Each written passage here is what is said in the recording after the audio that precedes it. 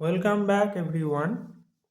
এর আগের ভিডিওতে আমরা কোষে দেখি 11.1-এর প্রথম প্রবলেমটা সলভ করেছিলাম।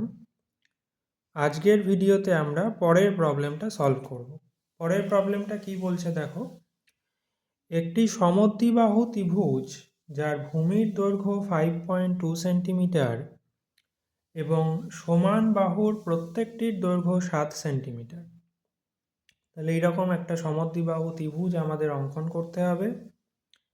তারপর ত্রিভুজটার পরিবৃত্ত অঙ্কন করতে হবে এবং পরিব্যাসার্ধের দৈর্ঘ্য মেপে লিখতে হবে।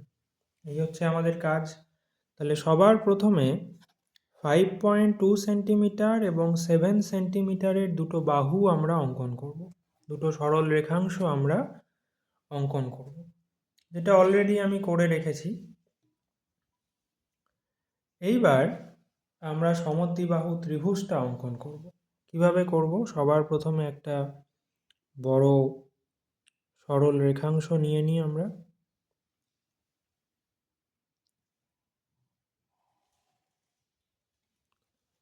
এরপর ভূমি বলেছে 5.2 সেন্টিমিটার প্রশ্নে, তাহলে 5.2 সেন্টিমিটারের এই মাপটা আমরা নিয়ে নেব।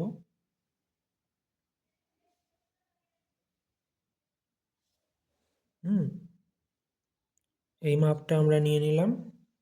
এইবার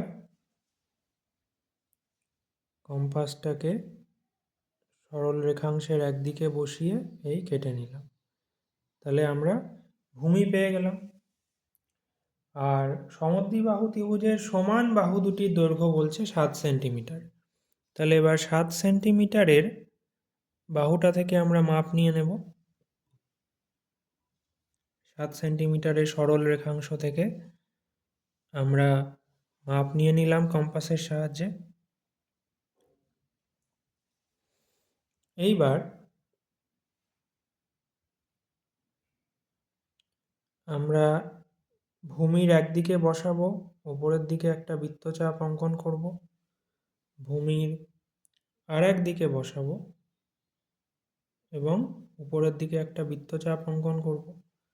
বৃত্তচাপ দুটো যে বিন্দুতে ছেদ করলো সেটা হচ্ছে ত্রিভুজের একটা শীর্ষবিন্দু। তাহলে সেই শীর্ষবিন্দু থেকে আমরা ভূমির যে দুটো প্রান্ত সেটা যোগ করে দিই। তাহলেই আমরা সমদ্বিবাহু ত্রিভুজটা পেয়ে যাব।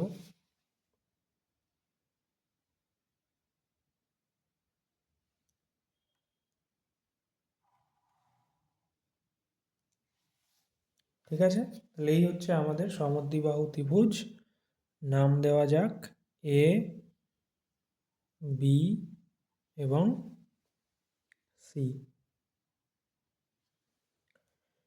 এইবার আমাদের কি করতে হবে? ত্রিভুজটার একটা পরিবৃত্ত অঙ্কন করতে হবে। তাহলে পরিবৃত্ত অঙ্কনের পদ্ধতি কি? যে কোনো দুটো বাহুর লম্ব সমদ্বিখণ্ডক অঙ্কন করতে হবে, যে কোনো দুটো বাহু। তাহলে চলো, এই যে 7 সেন্টিমিটারের যে দুটো বাহু রয়েছে এবি এবং এসি, এদের লম্ব সমদ্বিখণ্ডক অঙ্কন করা যাক। তো অর্ধেকের বেশি দৈর্ঘ্য নিতে হবে, অর্ধেকের বেশি। হ্যাঁ, এত বড় না নিলেও চলবে, অর্ধেকের থেকে একটু বেশি হলেই হবে। তারপর এই দিকে একটা বৃত্তচাপ অঙ্কন করো আর এইদিকে একটা বৃত্তচাপ অঙ্কন করো। এবার এ বিন্দুতে বসাও, এ বিন্দুতে বসিয়ে এইদিকে একটা বৃত্তচাপ অঙ্কন করো এবং এইদিকে একটা বৃত্তচাপ অঙ্কন করো।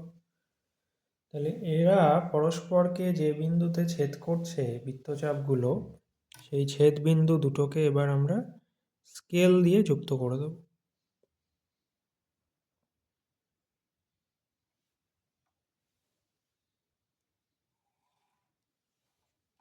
ঠিক আছে, এর পরের কাজ হচ্ছে এবার এসি বাহুটার আমরা একটা লম্ব সমদ্বিখণ্ডক অঙ্কন করব। তাহলে এসি বাহুর ক্ষেত্রেও তাই করব। সেই বিন্দুতে বসিয়ে এদিকে একটা বৃত্তচাপ, সেই বিন্দুতে বসিয়ে এদিকে একটা বৃত্তচাপ এ বিন্দুতে বসাবো, এদিকে একটা বৃত্তচাপ এবং এদিকে একটা। তাহলে বৃত্তচাপগুলো নিজেদেরকে যে দুটো বিন্দুতে ছেদ করেছে সেই বিন্দুদ্বয়কে আমরা স্কেল দিয়ে যুক্ত করে দেব। একটা সরল রেখাংশ দিয়ে আমরা যুক্ত করে দিলাম।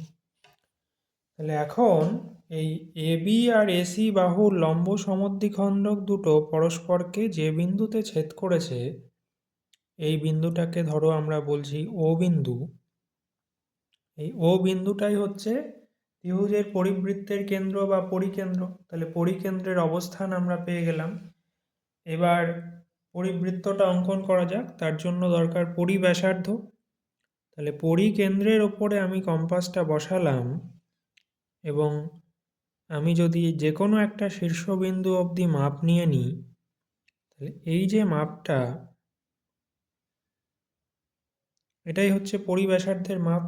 তাহলে এই মাপ নিয়ে আমি যদি একটা বৃত্ত অঙ্কন করি, তাহলে সেই বৃত্তটা দেখো ত্রিভুজের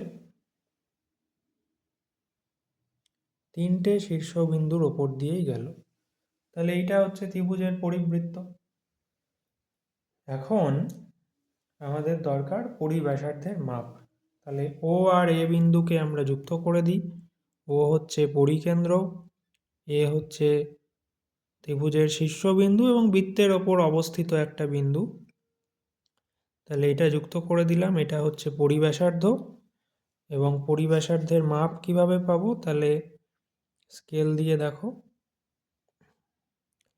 এ বিন্দুতে আমরা জিরোটাকে বসালাম। এবার যদি আমরা মাপ নিই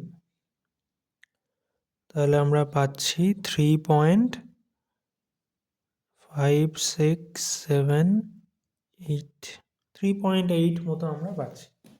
তাহলে এই যে সমদ্বিবাহু ত্রিভুজটা, যার ভূমির দৈর্ঘ্য 5.2 সেন্টিমিটার এবং সমান বাহু দুটির দৈর্ঘ্য 7 সেন্টিমিটার, তার পরিব্যাসার্ধের দৈর্ঘ্য হচ্ছে